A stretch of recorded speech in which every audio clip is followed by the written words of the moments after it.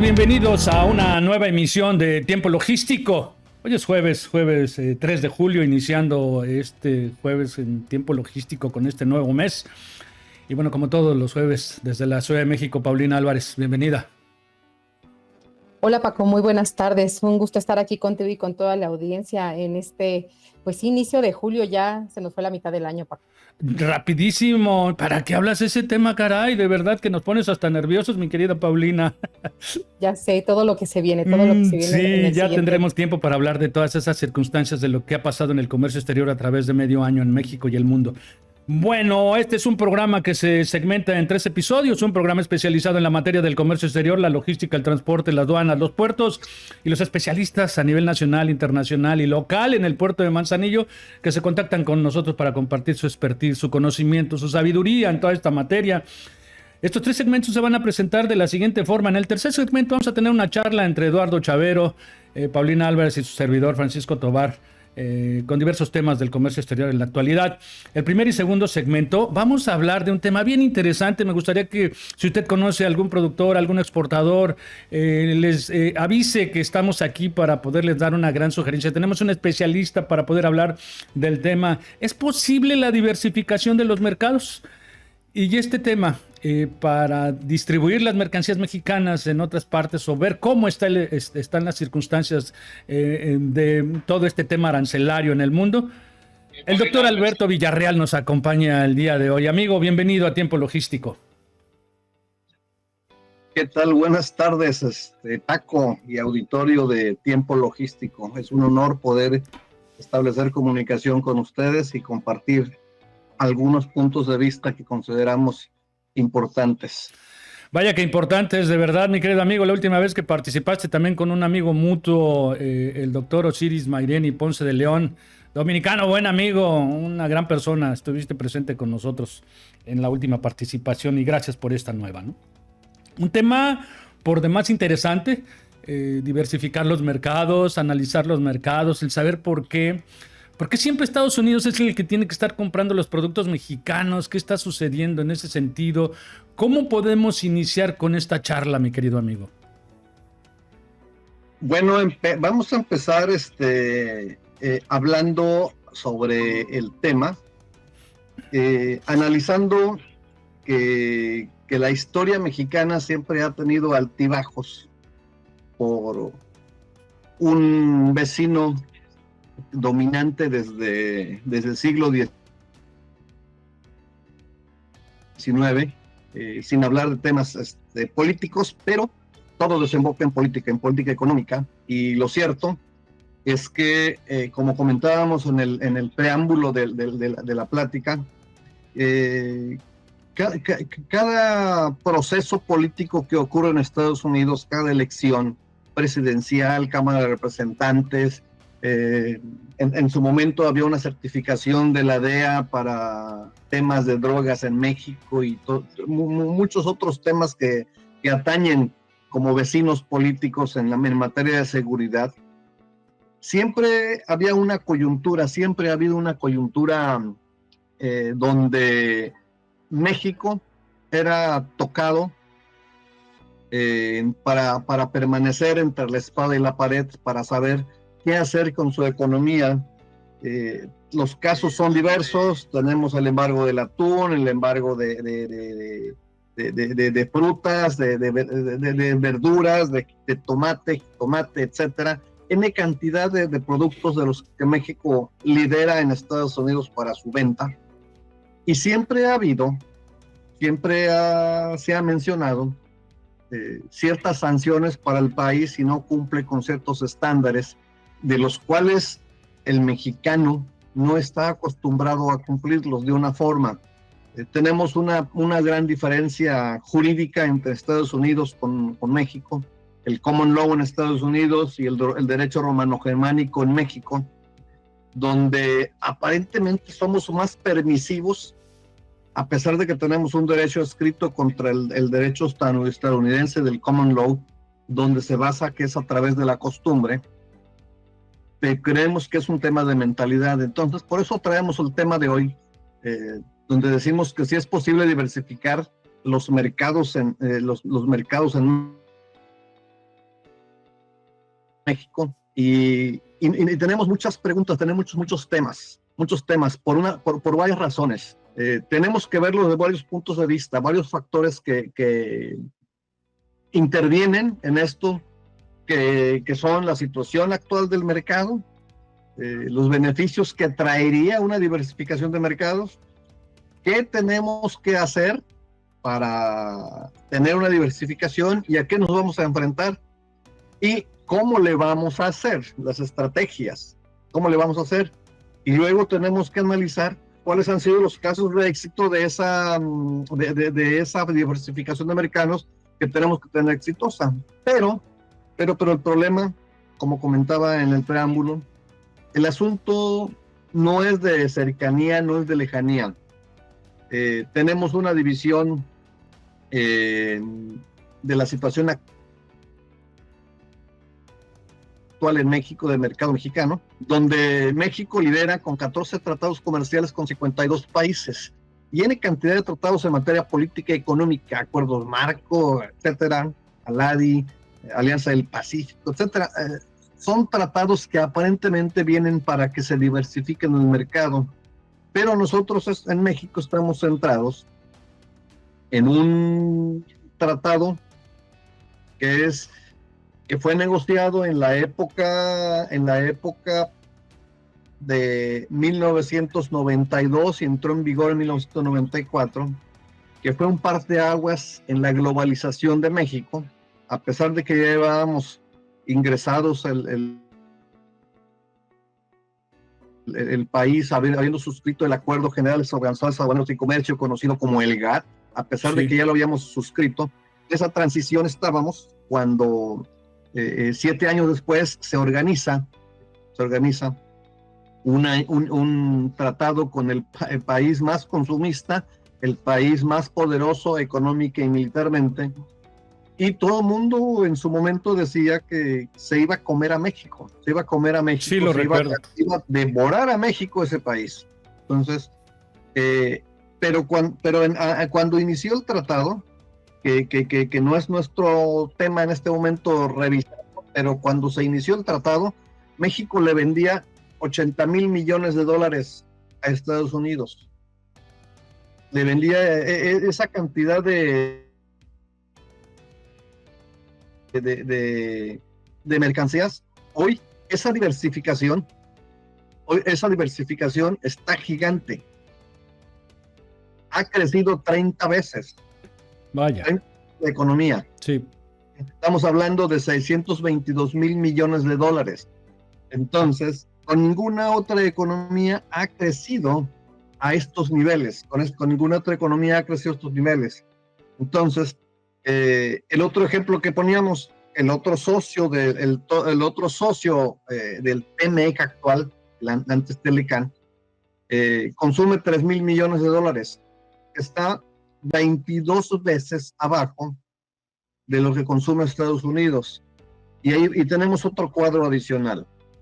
Nuestro panorama nos da para seguir analizando los sectores en los cuales México participa con este tratado. Son los principales sectores económicos: manufacturero, el de servicios, el sector agrícola, que ahorita lo comentabas. Participamos con muchos productos agrícolas, hay aduanas especializadas por las que cruza México. El tema de servicios, el tema manufacturero, hablaste de la industria aeroespacial, industria automotriz, industria electrónica. Tenemos nuestro propio Silicon Valley en Jalisco, etcétera, para el manufacturero aeroespacial en Querétaro.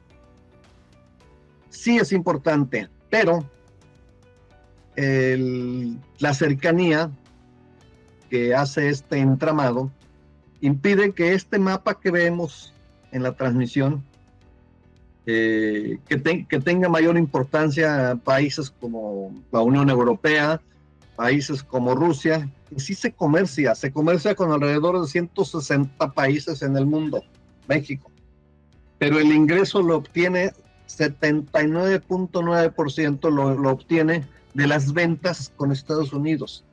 Y entonces hablamos escasamente de ventas, de los cuales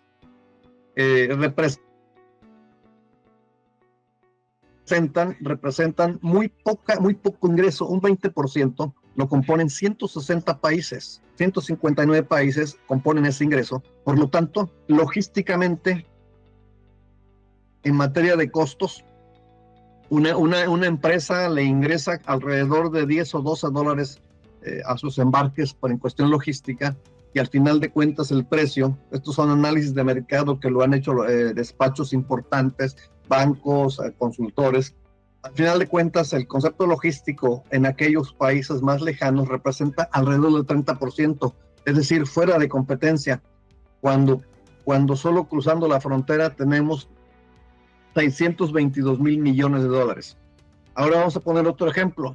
En octubre pasado tuvimos un foro donde asistimos, y una presentación especial formó parte una de estos temas, que es donde México es asociado, es a la Alianza del Pacífico, sí, y donde están Perú, Chile, México y Colombia.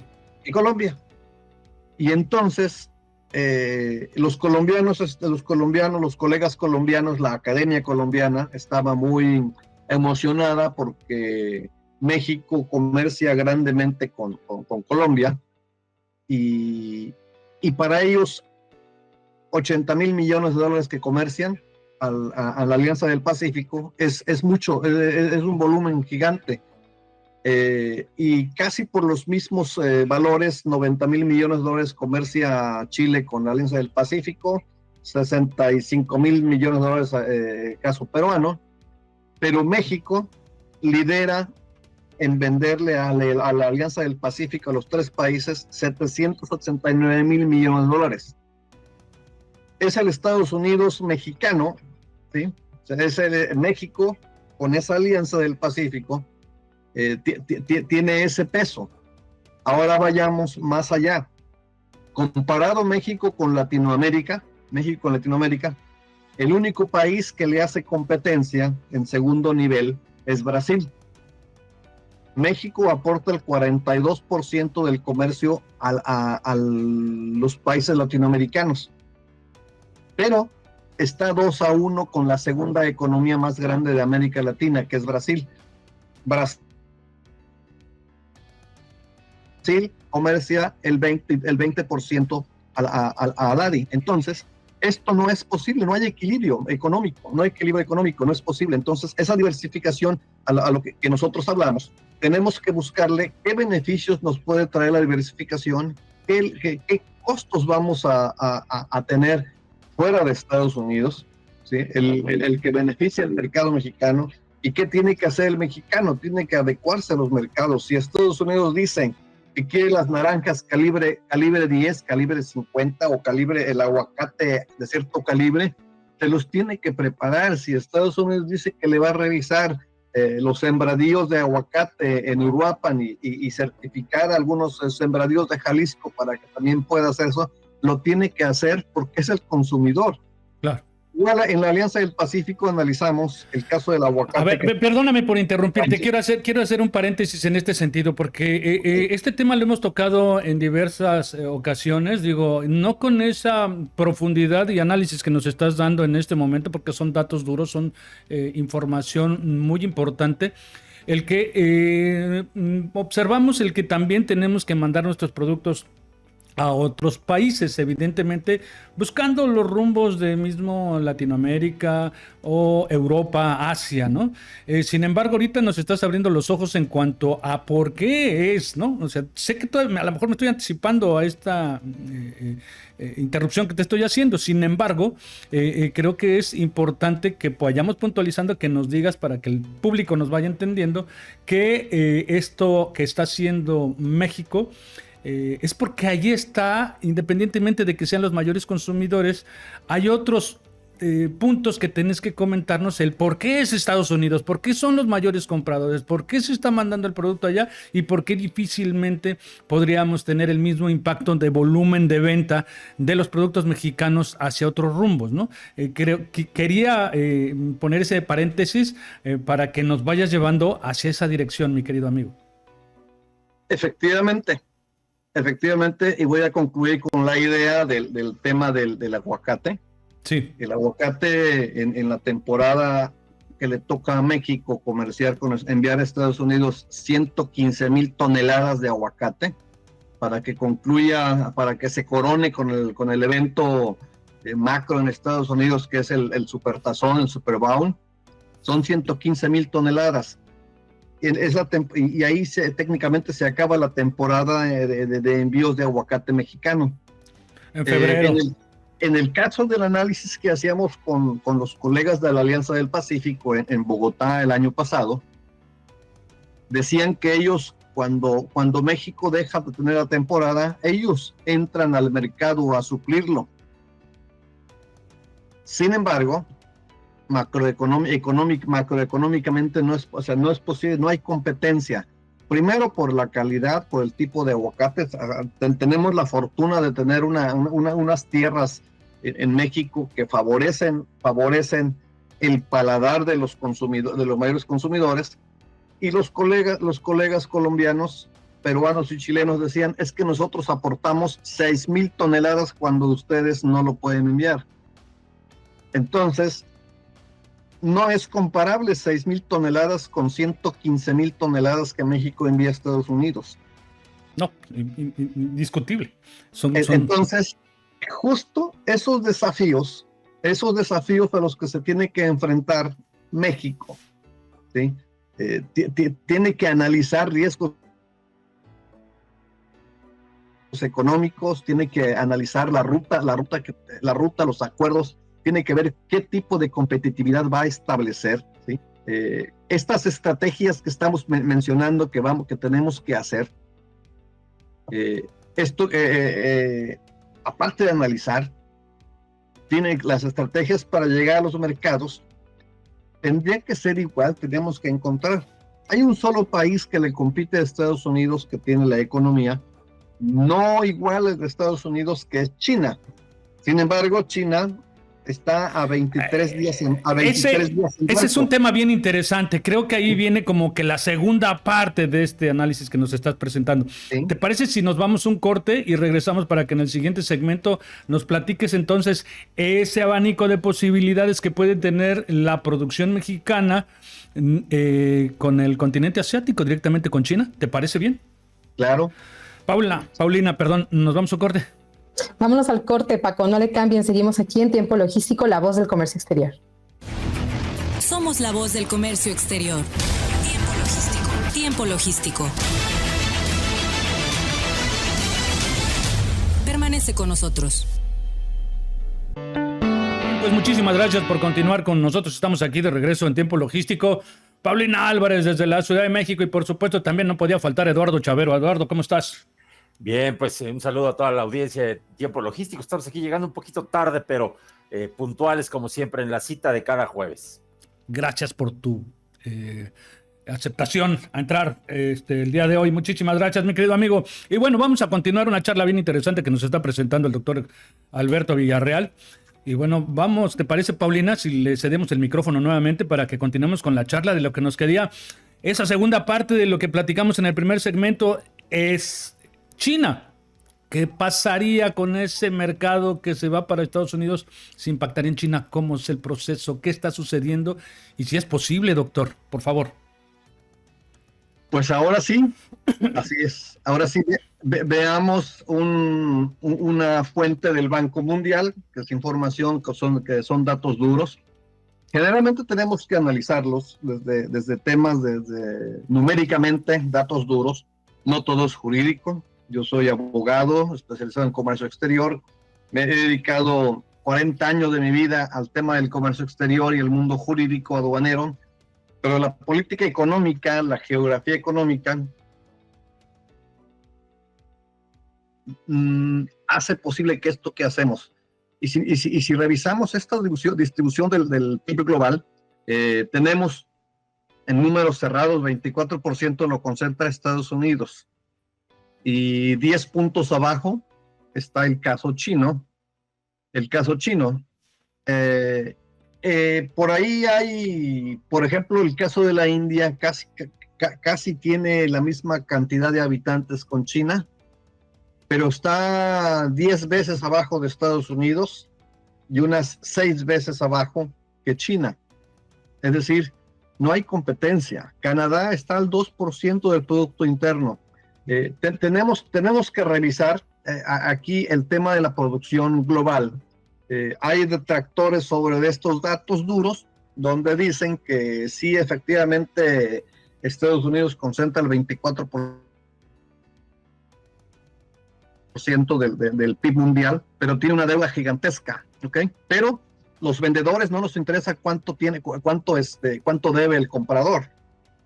No nos interesa. Los vendedores, los comerciantes como México o los comerciantes como los chinos, si Estados Unidos quiere comprar, es problema de ellos de dónde se endeudan para comprar, y lo que está apuntando es el mismo tema. Ahora, si nosotros revisamos un punto de quiebre sobre analizar qué tendríamos que hacer para diversificar ese mercado, ¿sí?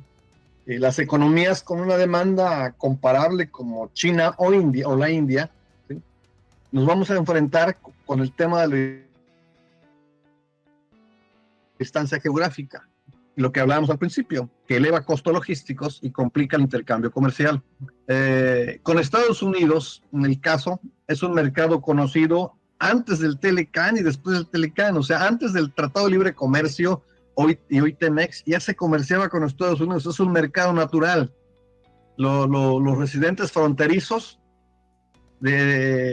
son estadounidenses al mismo tiempo y son mexicanos al mismo tiempo. Ya. ¿Sí? Entonces, los que estamos más alejados de la frontera desconocemos esa biculturalidad, ese mestizaje cultural que tienen allí, y hace más fácil los procesos. Las naciones que tienen una vocación exportadora tienen que revisar la demanda interna que si la cubren localmente. Para el caso chino, México sí exporta a China, ¿vale? Pero los datos no dan el 3%, el 5%, o sea, no dan para decir, alcanzar ese 79-80% que representa el TEMEC. Por eso era importante que el tema, la dependencia de México de Estados Unidos, tiene que centrarse en, primero, a aprender a trabajar con calidad, como lo requieren los consumidores. Su principal cliente es tratar bien al cliente. Pero no quiere decir que si Rusia consume carne, como si le exportamos carne a los rusos, pero no le exportamos las cantidades infernales, las cantidades bestiales que se le exportan a Estados Unidos. Sí se le exportan, hay exportadores que están certificados, también se exporta carne a China y a Japón, pero las cantidades que representan, se sacrifican muchos costos allende los mares, se sacrifican muchos costos. ¿Por qué? Porque hay que llegar con un mercado competitivo, porque, por ejemplo, para los chinos, tienen a otros proveedores al sudeste asiático, que son economías mucho más pequeñas, muchos son emergentes todavía, y pueden llegar en 3-4 días, cuando con México llegan entre 25 y 30 días. Ahora imagínense llegar con un contenedor de carne a Rusia en 58 días, en 65 días. La vida de anaquel de la carne es diferente, no es posible. Para exportar aguacate a Europa hay que hacer malabares, hay que buscar buques que lleguen de Altamira a Rotterdam o a Le Havre, al puerto de Le Havre en Francia, sí, y de ahí bajarlos en camiones reefers al resto de Europa, porque no puedes llegar a Valencia, no puedes llegar a Barcelona, no puedes llegar a cualquier otro puerto, y las rutas más cortas marítimas son llegar de Altamira a Rotterdam o al puerto de Le Havre. Entonces, este panorama implica que los mexicanos tienen un problema económico, ¿sí? No pueden absorber los costos logísticos. En algún tiempo, cuando estudiábamos en la época de los 80s, 90s, estos temas de comercio exterior, decían que México compra CIP, costo seguro y flete, o costo con flete, y vende FOB o vende ex-works. ¿Por qué? Porque no puede absorber los costos logísticos, resultaría fuera de competencia. Y este mapa, este mapa nos da la idea del poder económico que tiene el país. Y aquí tenemos los datos duros que les comentaba al principio. Y es la forma en que los mercados, los exportadores, tienen que continuar trabajando. O sea, cuando se inició el tratado eran 80,000 millones de dólares. En 2024 cerró en 620,000 millones de dólares. Creció en 30 años, ¿sí? 7.75 veces. Y continúa en ascenso. O sea, no para. Entonces, el tema político-económico siempre termina ajustándose. El costo logístico es mucho menor. La pelea de los Estados Unidos es que en su momento ellos dejaron de fabricar y lo tercerizaron. Claro. Lo tercerizaron. Doctor, México, perdóneme por interrumpirlo, por cuestiones del tiempo, ¿podría irnos explicando un poco las conclusiones de toda su presentación? Porque me parece muy interesante todos los datos que nos está dando.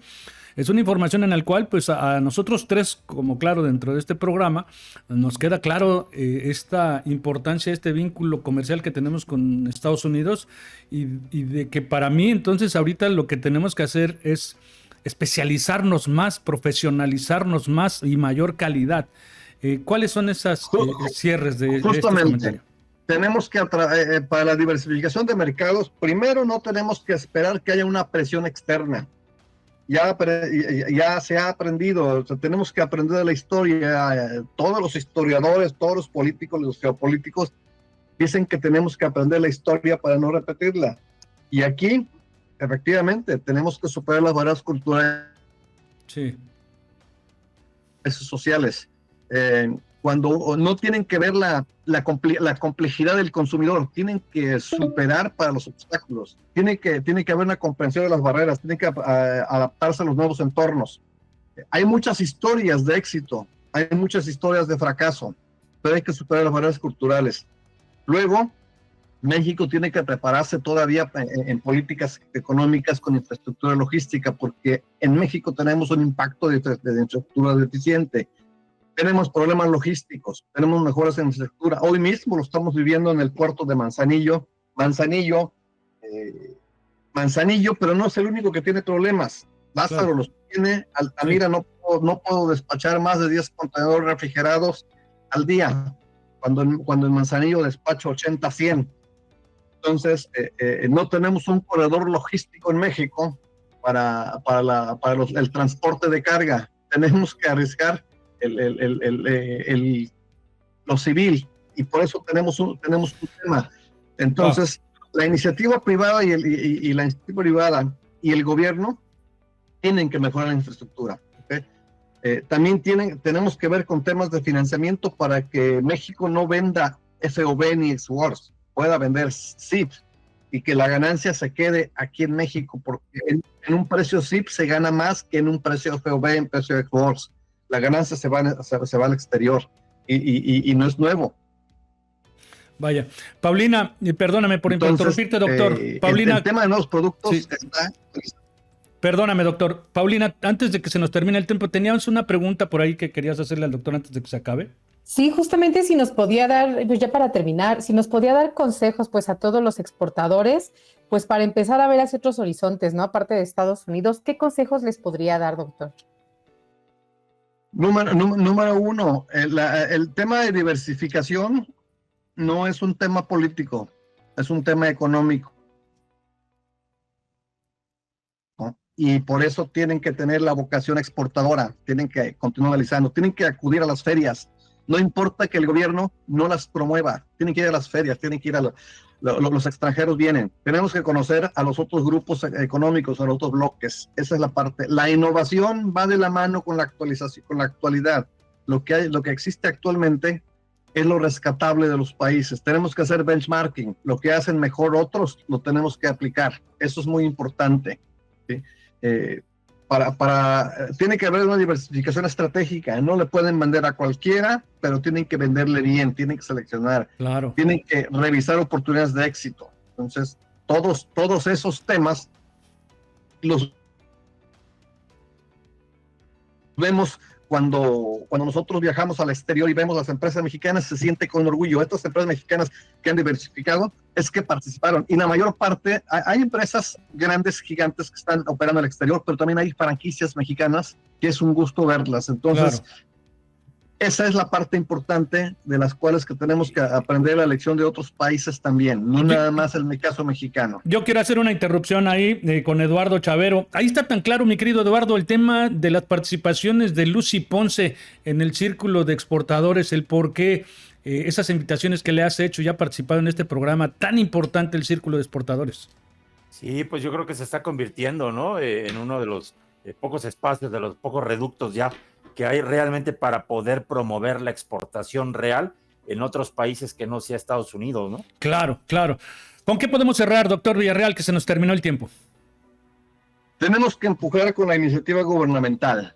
El comercio exterior finalmente son políticas públicas. Comercio exterior no es venderle a los demás países, son políticas públicas, y las políticas públicas vienen de iniciativas gubernamentales. Hay que hacerse escuchar con los gobernantes, con los que legislan, y volver a promover los programas de apoyo empresarial para que la diversificación de mercados no sea una aspiración, sea una realidad.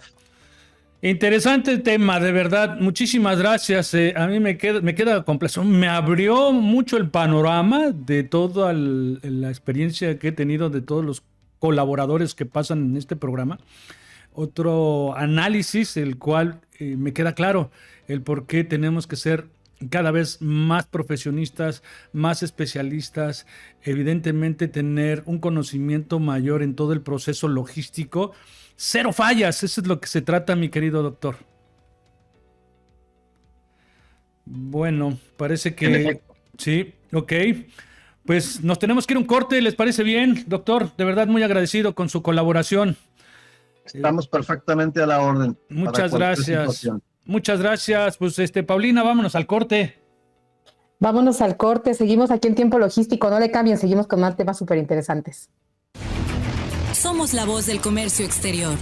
Tiempo Logístico. Tiempo Logístico. Permanece con nosotros.